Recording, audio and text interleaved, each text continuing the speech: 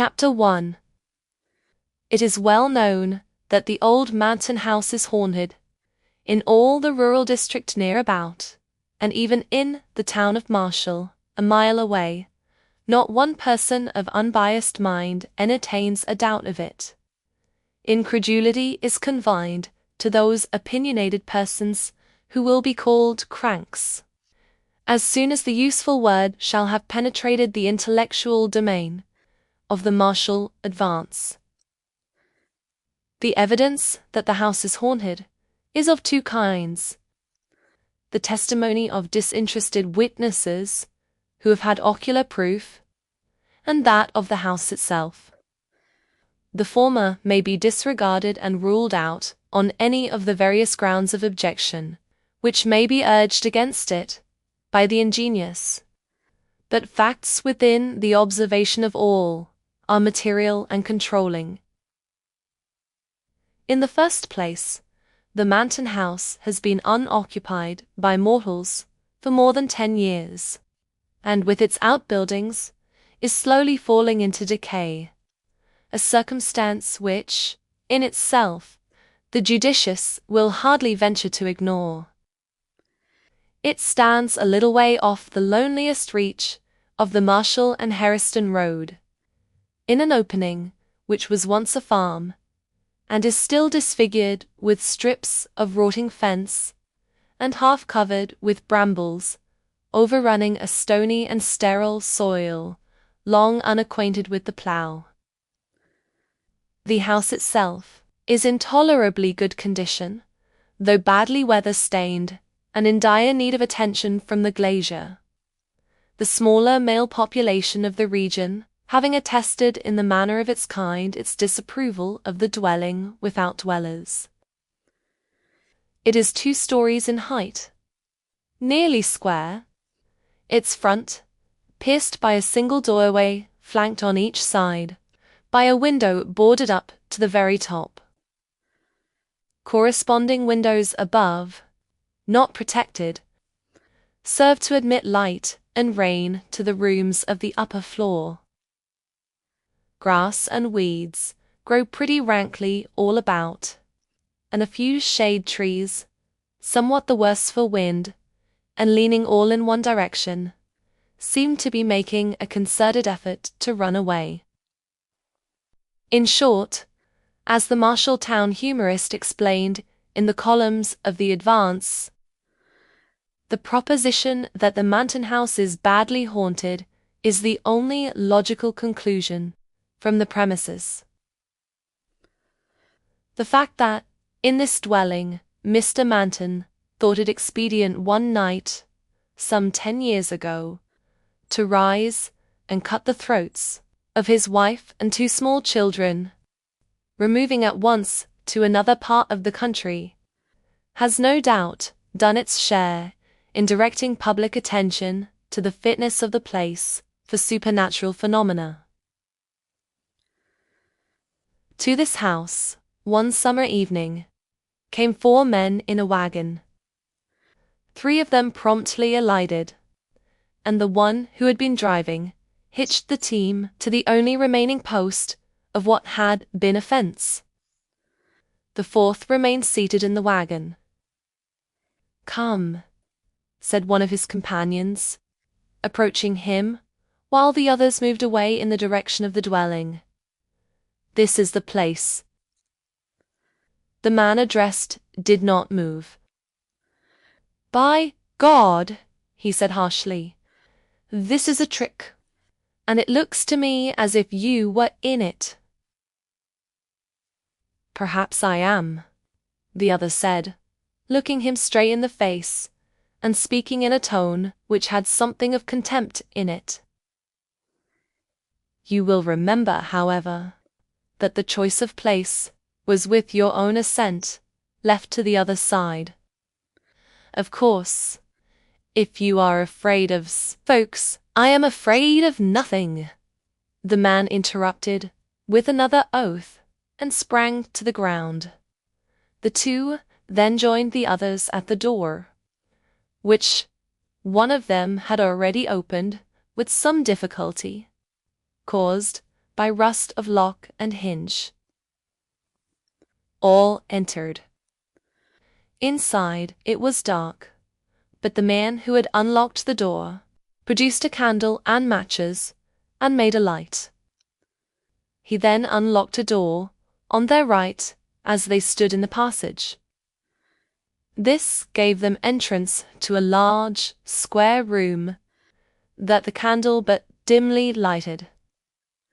The floor had a thick carpeting of dust, which partially muffled their footfalls.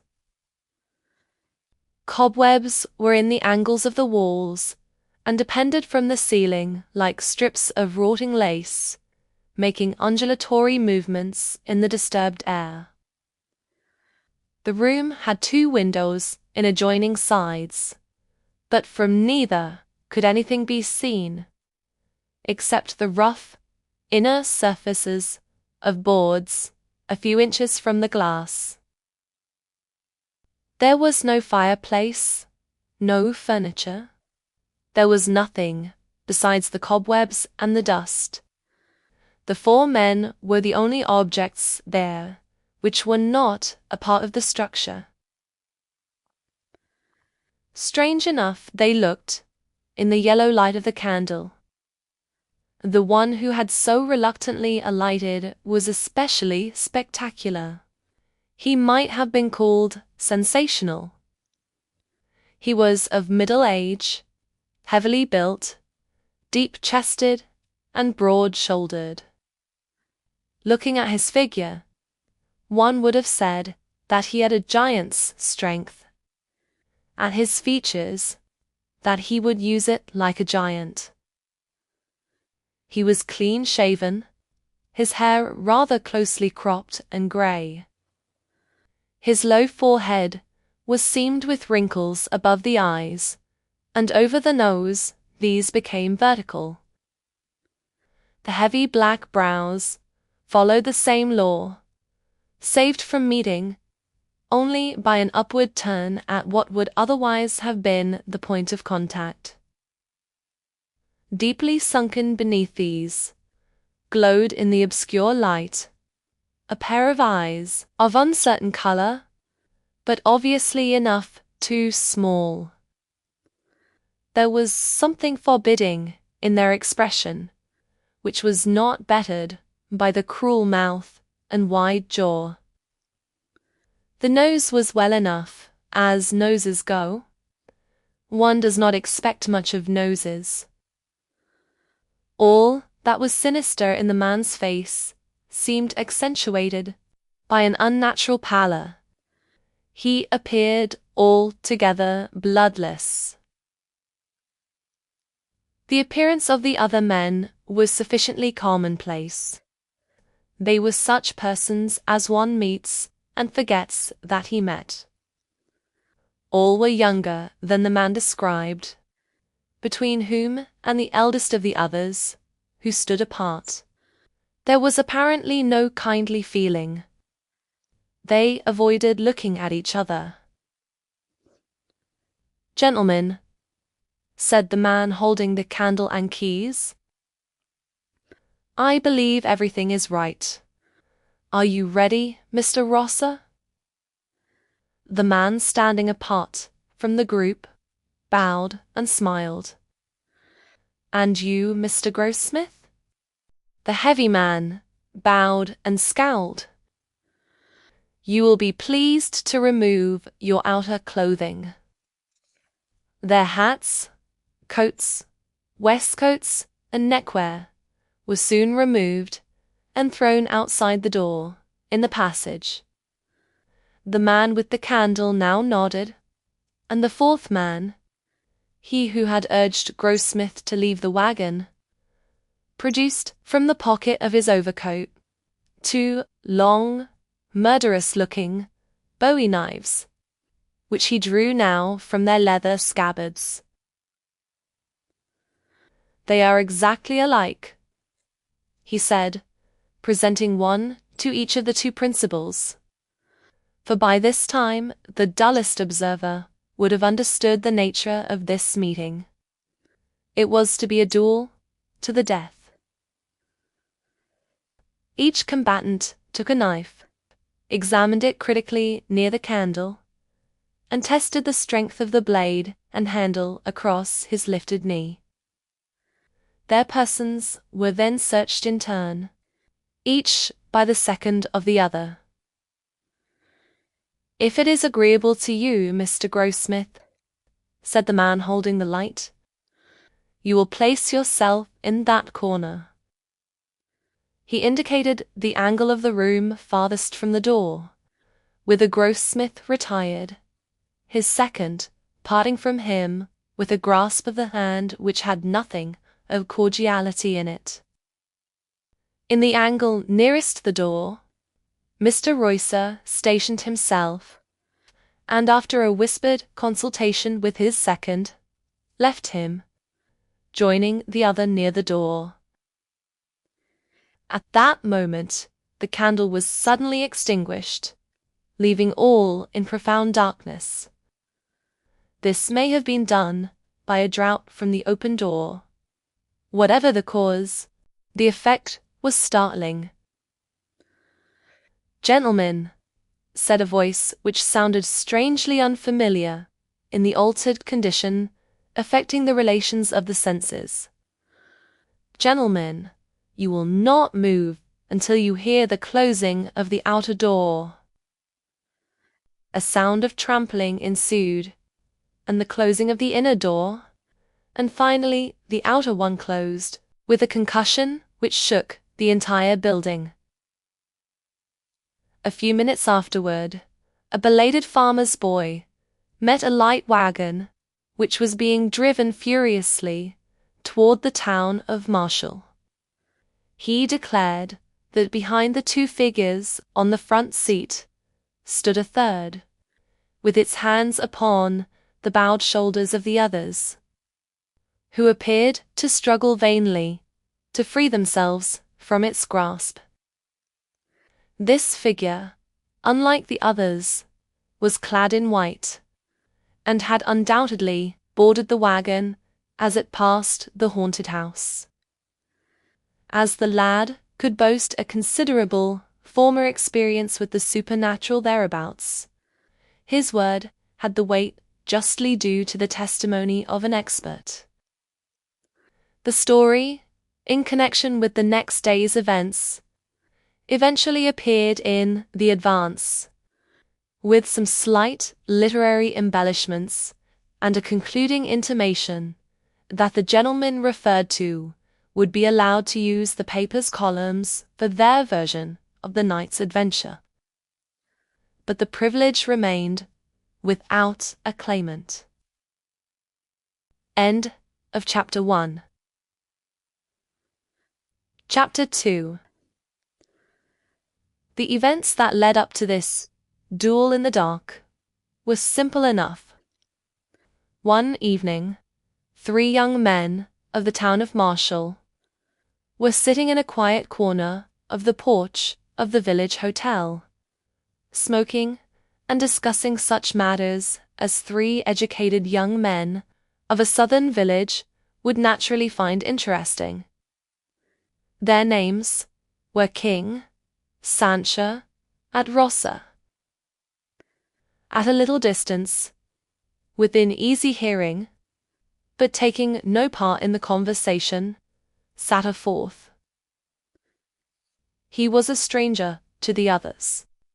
They merely knew that, on his arrival by the stagecoach that afternoon, he had written in the hotel register the name of Robert Grossmith. He had not been observed to speak to anyone except the hotel clerk.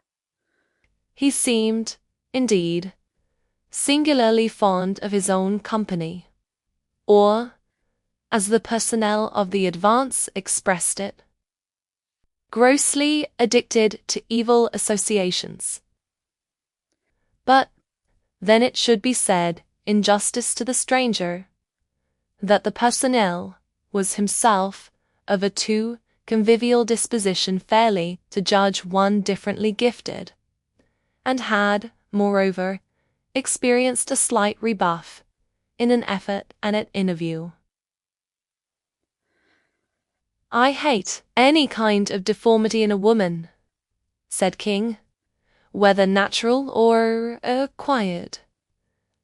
I have a theory that any physical defect has its correlative mental and moral defect. I infer then, said Rosser gravely, that a lady lacking the moral advantage of a nose would find a struggle to become Mrs. Keene an arduous enterprise. Of course you may put it that way, was the reply. But seriously, I once threw over a most charming girl on learning quite accidentally that she had suffered amputation of a toe. My conduct was brutal, if you like, but if I had married that girl, I should have been miserable for life, and should have made her so.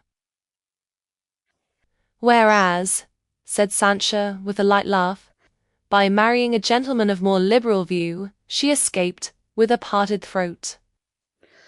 Ah, you know to whom I refer. Yes, she married Manton, but I don't know about his liberality.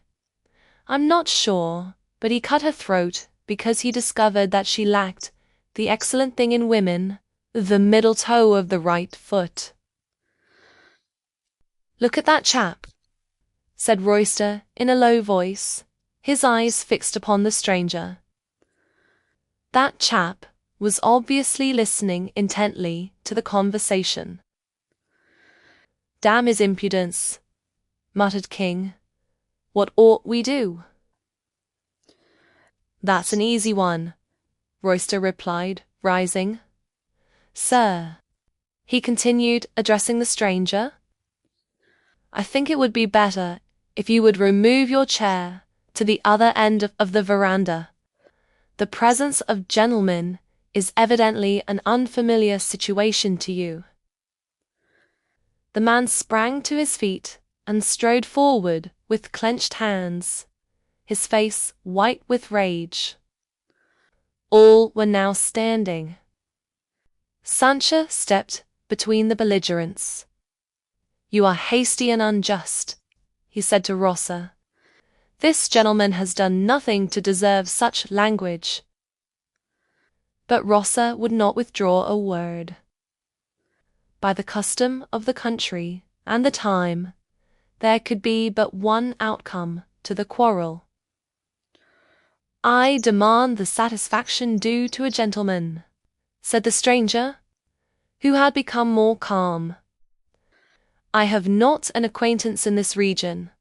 Perhaps you, sir, bowing to Sancho, will be kind enough to represent me in this manner.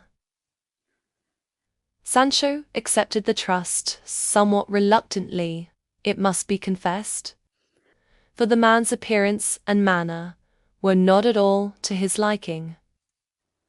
King, who during the colloquy had hardly removed his eyes from the stranger's face, and had not spoken a word, consented with a nod to act for Rosser, and the upshot of it was that, the principals having retired, a meeting was arranged for the next evening.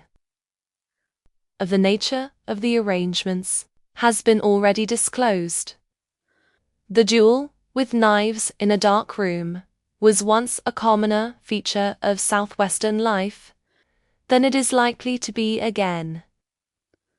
How thin a veneering of chivalry covered the essential brutality of the code under which such encounters were possible, we shall see. End of Chapter 2. Chapter 3. In the blaze of a midsummer noonday, the old Manton house was hardly true to its traditions. It was of the earthy. The sunshine caressed it warmly and affectionately, with evident disregard of its bad reputation.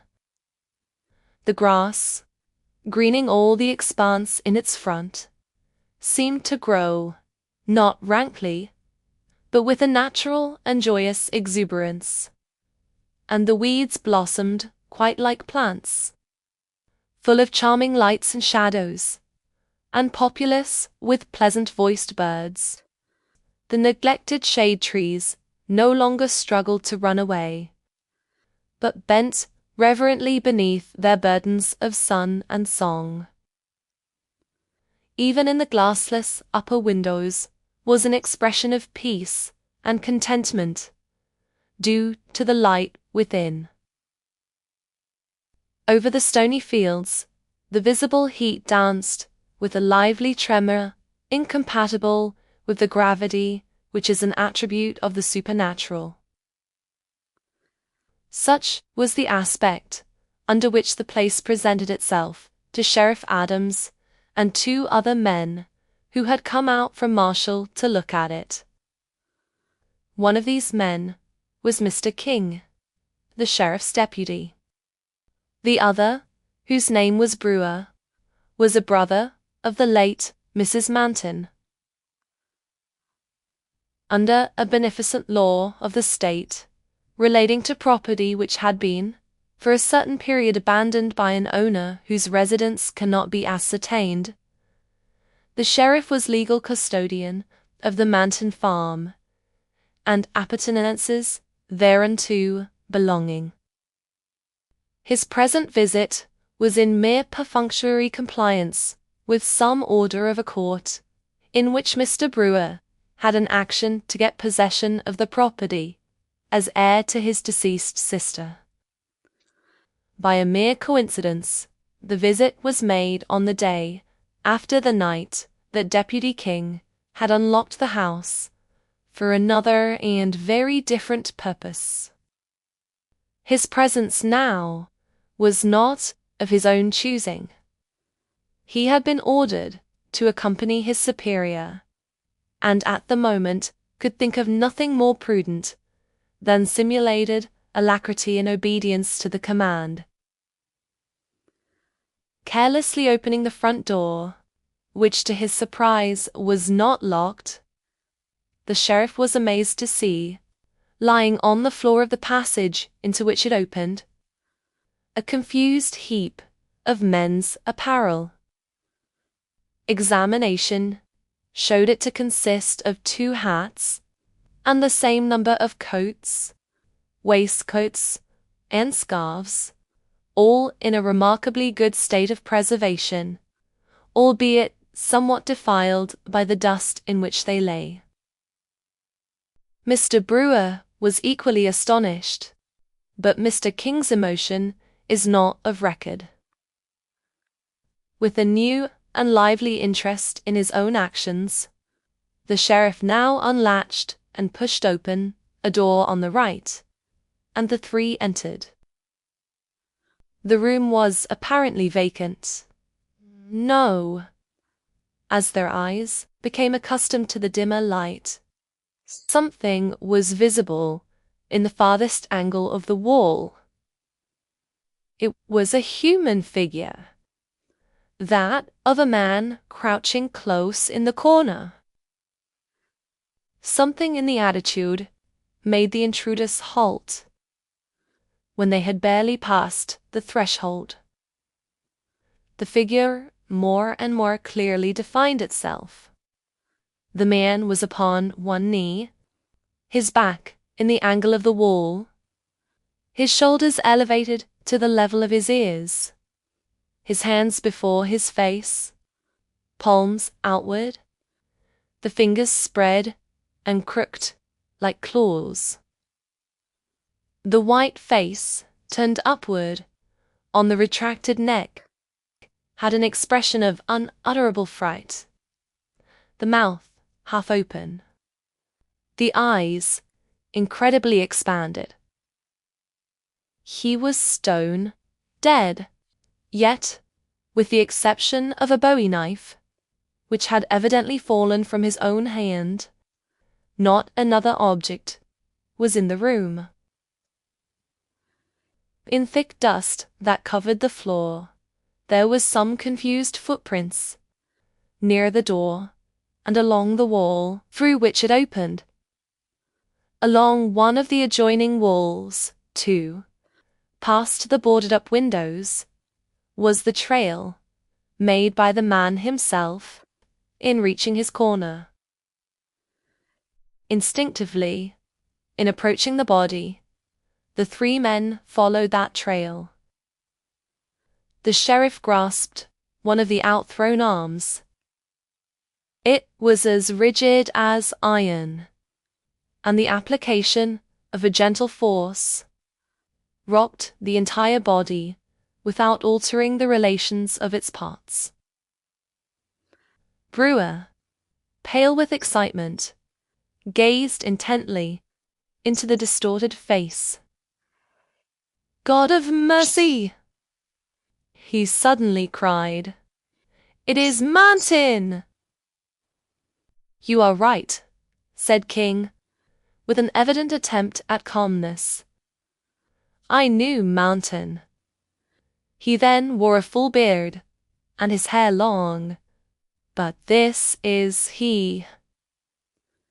He might have added, "I recognized him when he challenged Royster. I told Royster and Santa who he was before we played him this horrible trick. When Rossa left this dark room at our heels, forgetting his outer clothing in the excitement, and driving away with us in his shirt sleeves, all through the discreditable proceedings we knew with whom we were dealing, murderer and coward that he was." But nothing of this did Mr. King say. With his better light, he was trying to penetrate the mystery of the man's death. That he had not once moved from the corner where he had been stationed, that his posture was that of neither attack nor defense, that he had dropped his weapon, that he had obviously perished of sheer horror of something that he saw. These were circumstances which Mr. King's disturbed intelligence could not rightly comprehend. Groping in intellectual darkness for a clue to his maze of doubt, his gaze, directed mechanically downward, in the way of one who ponders momentous matters, fell upon something which, there in the light of day, and in the presence of living companions, affected him with terror.